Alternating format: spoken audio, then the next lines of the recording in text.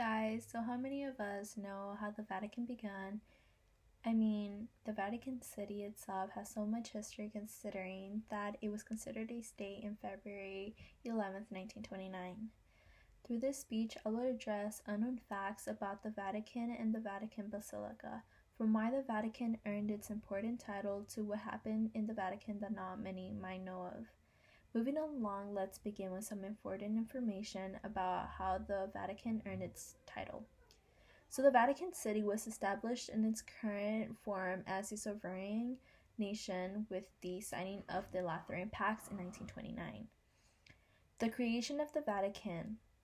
According to an article named Vatican City by the editors of the Encyclopedia Britannica, the Vatican Palace is the residence of the Pope within the city walls. The Holy See is a named see to the government of the Roman Catholic Church, which is led by the Pope of the Bishop of Rome.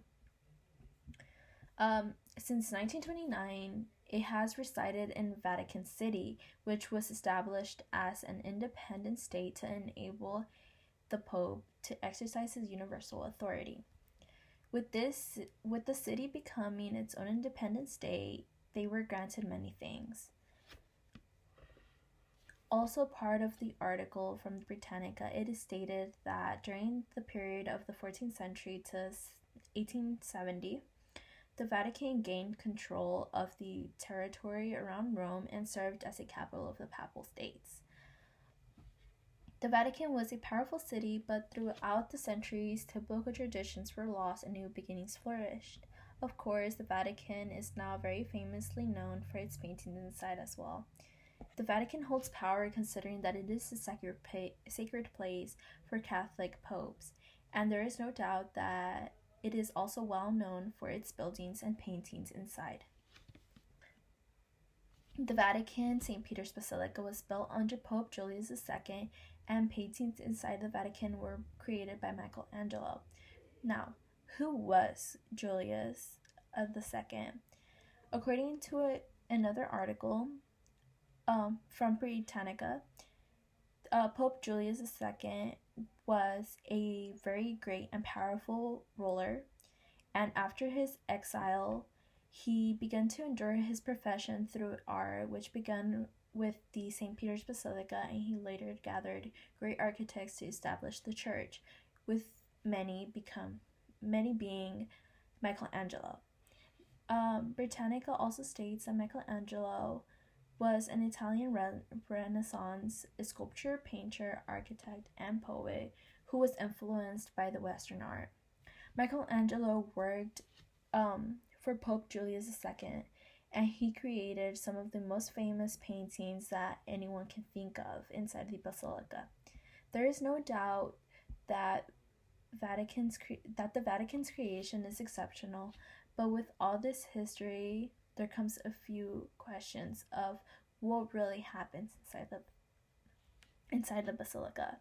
So, in another article, they state that there is a lot of untold stories about the basilica and what really happens in there. So, it states there are 100 plus tombs inside of the basilica. So within those 100 tombs, there is 91 popes buried underneath.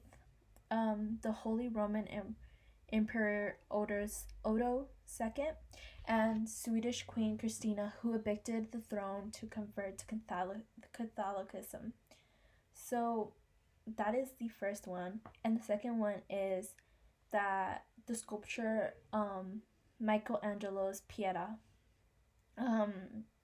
It is located at St. Peter's and has been the source of many abuse over the years.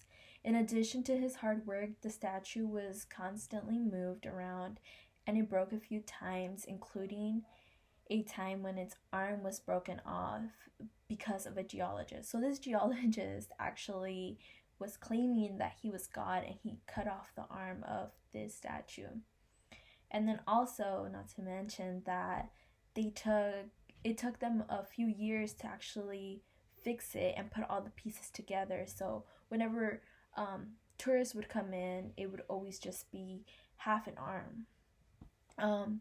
So now, knowing a little bit about the Vatican and some crazy stories, the Vatican was built and considered its own state and still is its own state.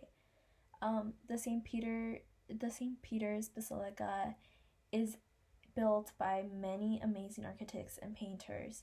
And though the Vatican City and St. Peter's Basilica might not seem of a lot of interest to some, it sure has a lot of history to it, and that history continues to grow. So for all my history folks, I hope it was entertaining. Thank you.